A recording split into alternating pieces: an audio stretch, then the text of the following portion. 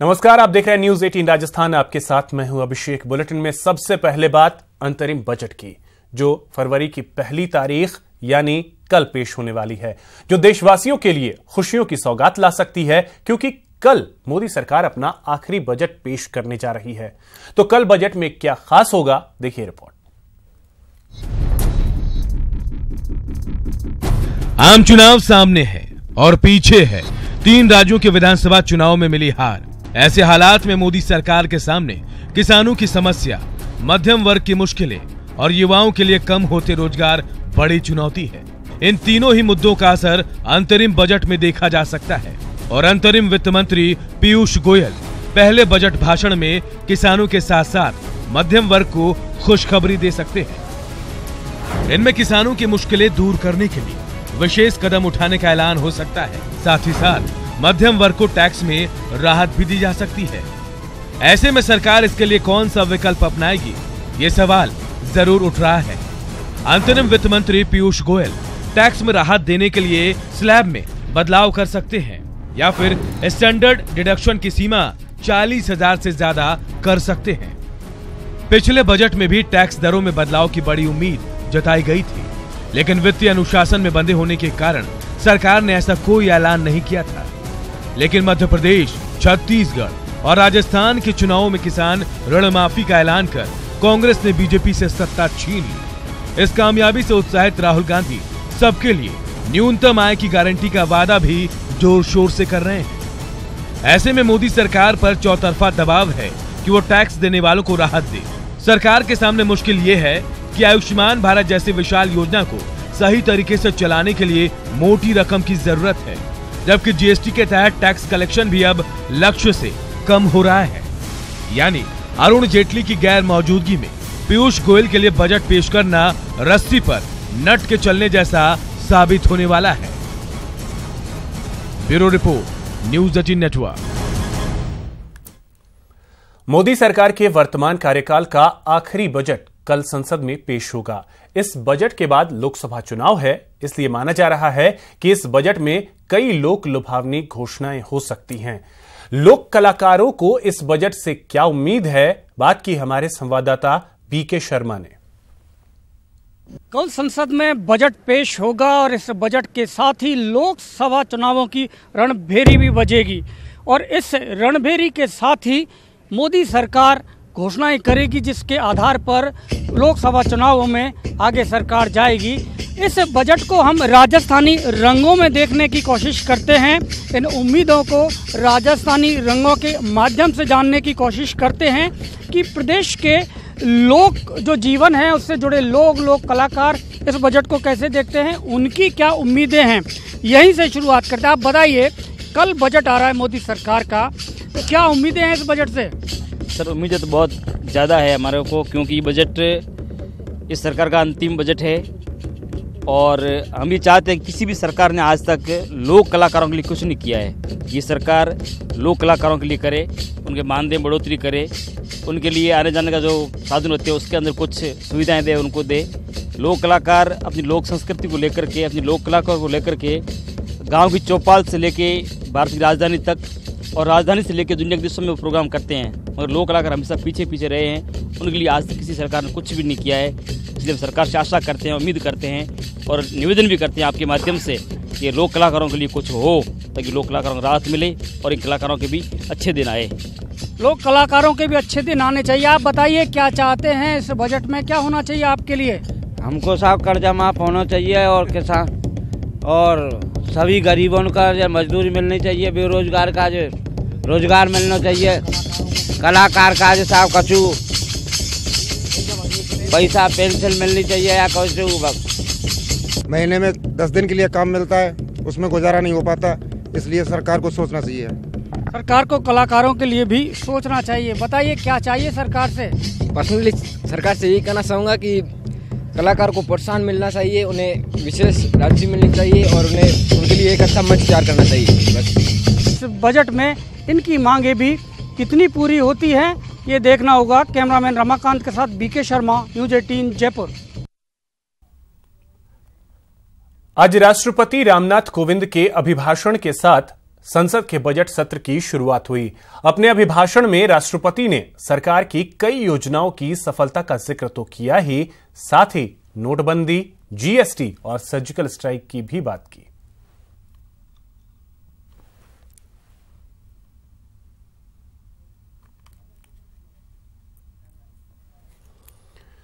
राष्ट्रपति रामनाथ कोविंद के अभिभाषण के साथ संसद का बजट सत्र शुरू हो गया। रामनाथ कोविंद ने अभिभाषण के जरिए सरकार के कामकाज का रिपोर्ट दिया। उन्होंने बताया कि किस तरह पिछले 4 साल में सरकार की नीतियों से आम आदमी की जिंदगी में बदलाव आया। राष्ट्रपति ने अपने अभिभाषण स्वच्छ भारत से लेकर नागरिक संशोधन बिल सरीखे मसले का जिक्र किया। न्याय को समाप्त करने की संवेदनशील सोच के साथ मेरी सरकार ने सामाजिक और आर्थिक न्याय के लिए कानून व्यवस्था में समुचित परिवर्तन का प्रयास किया है।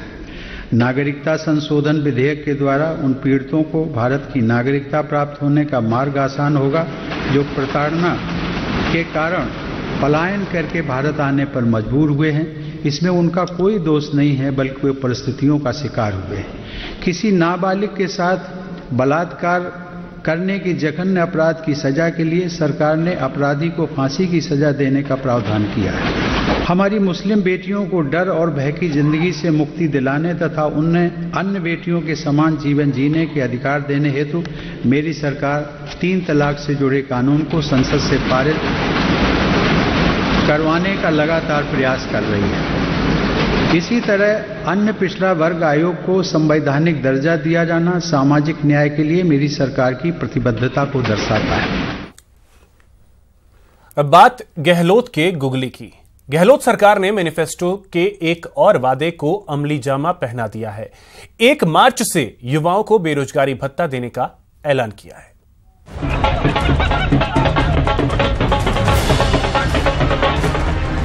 रामगढ़ चुनाव में कांग्रेस का परचम। पहली परीक्षा में पास हुए सीएम अशोक गहलोत। इलेक्शन एक मैसेज देता है, सरकार बनने के बाद में चुनाव होता है। मुझे बहुत खुशी है और मैं तमाम कार्यकर्ताओं को भी बहुत धन्यवाद कि उन्होंने खूब मेहनत करी। कांग्रेस की साफिया जुबैर को मिली जीत।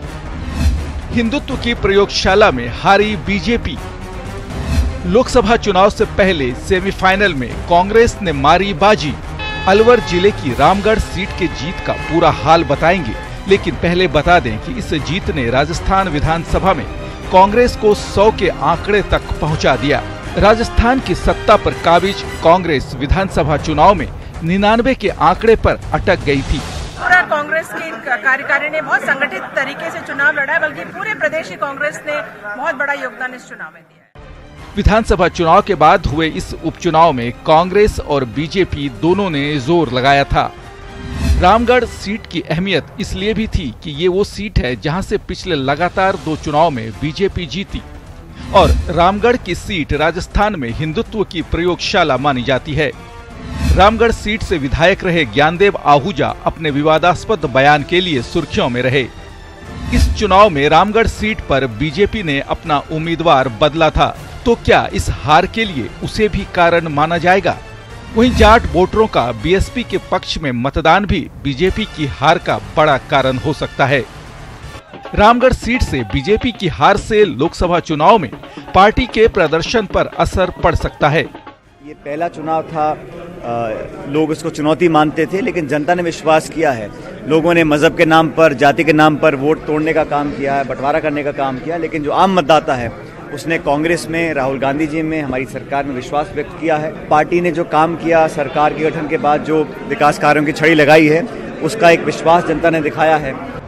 आपको बता दें कि कांग्रेस की साफिया जुबैर बीजेपी के सुखवंत सिंह और बीएसपी के जगत सिंह के बीच यहां मुकाबला था। कांग्रेस की उम्मीदवार साफिया जुबैर को 83,311 वोट मिले, तो बीजेपी 71,083 वोट के साथ दूसरे नंबर पर रही। वहीं बीएसपी के जगत सिंह 24,156 वोट के साथ तीसरे नंबर पर रहे। बहरहाल रामगढ़ सीट ने दिसंबर में मिली जीत को और पुख्ता किया है और इससे कांग्रेस का जोश और बढ़ गया है। अलवर से न्यूज 18 राजस्थान के लिए दिनेश शर्मा के साथ गोवर्धन चौधरी की रिपोर्ट। चुनावी साल में पक्ष विपक्ष के बीच वार पलटवार जारी है। कांग्रेस अध्यक्ष राहुल गांधी ने बेरोजगारी के कथित आंकड़े पर सरकार पर निशाना साधा, जिस पर नीति आयोग ने भी रोजगार के बढ़े आंकड़ों का दावा किया।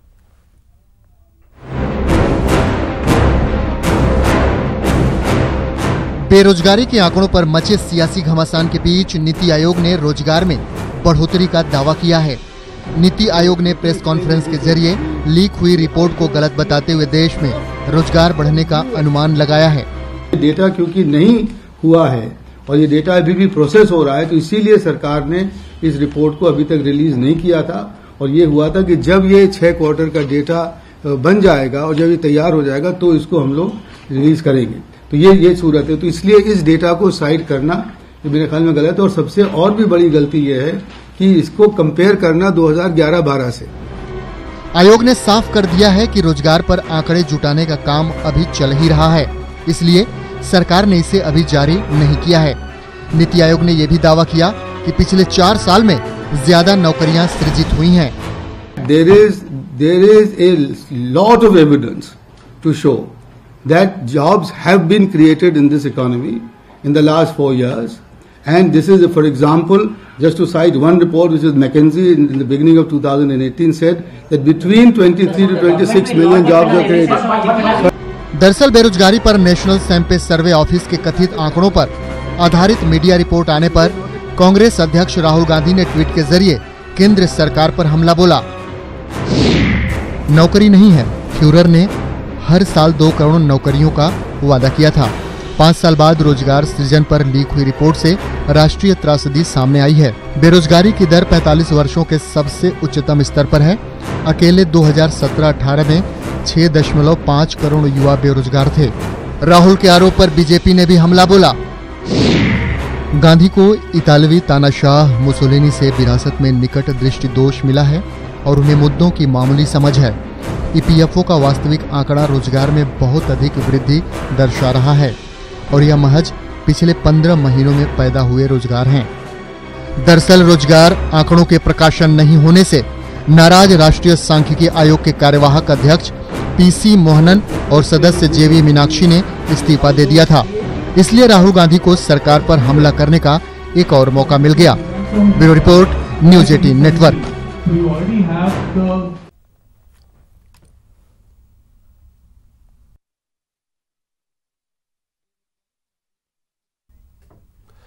प्रयागराज में वीएचपी का धर्म संसद चल रहा है और इस धर्म संसद में कल राम मंदिर निर्माण के मुद्दे पर चर्चा होगी और कल ही पता चलेगा कि राम मंदिर निर्माण पर वीएचपी का धर्म संसद क्या रुख अपनाता है।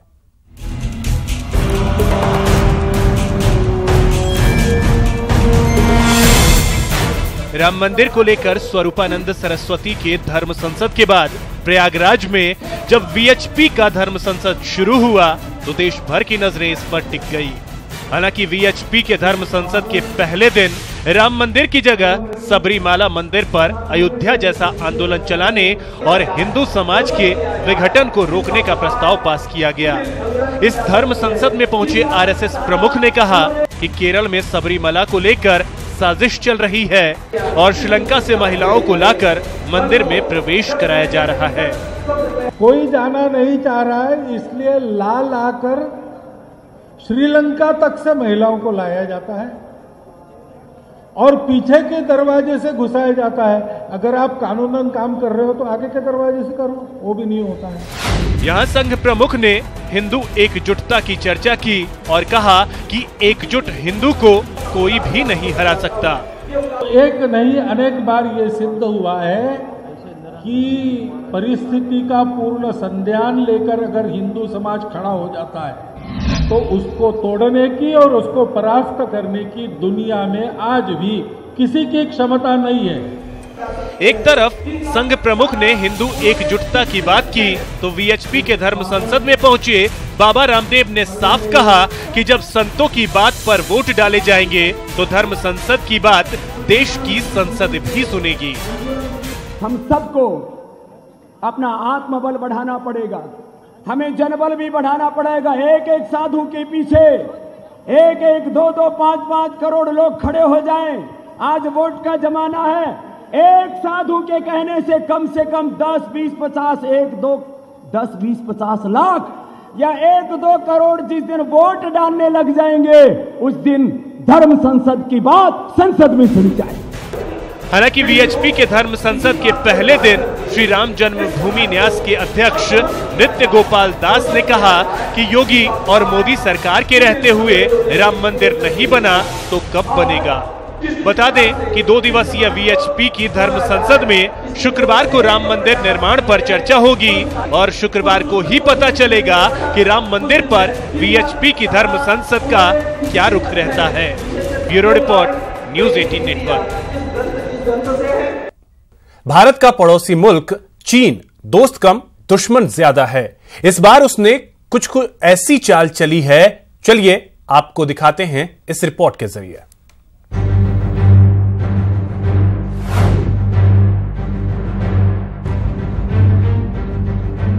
हिंदी चीनी भाई भाई का नारा लगाने वाले चीन कब अपनी चाल बदल दे, इसका ना तो कोई वक्त है और ना ही कोई भरोसा।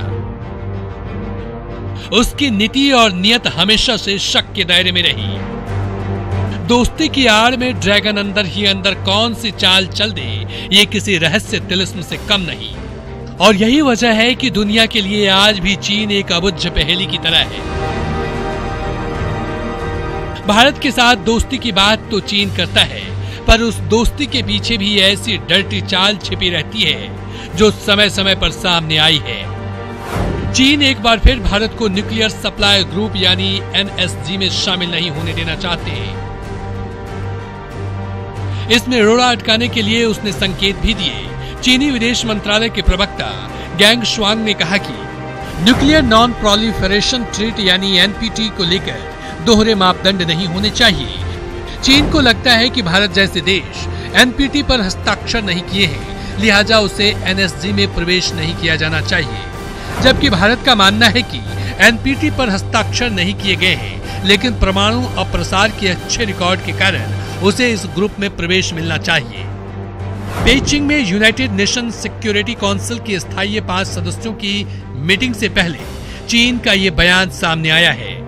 कुछ जानकारों का मानना है कि चीन की कोशिश ये है कि जब तक उसका दोस्त पाकिस्तान इस ग्रुप में प्रवेश के लायक नहीं बन जाता, तब तक वो भारत को रोके रहे। अमेरिका की खुफिया एजेंसियों की रिपोर्ट ने पाकिस्तान के साथ साथ चीन से भी सतर्क रहने की सलाह दी थी, जिसमें कहा गया था कि मोदी जिनपिंग रिश्ते सुधारने की कोशिश कर रहे हैं, लेकिन इसके बावजूद दोनों देशों के रिश्तों में तनाव रहेगा।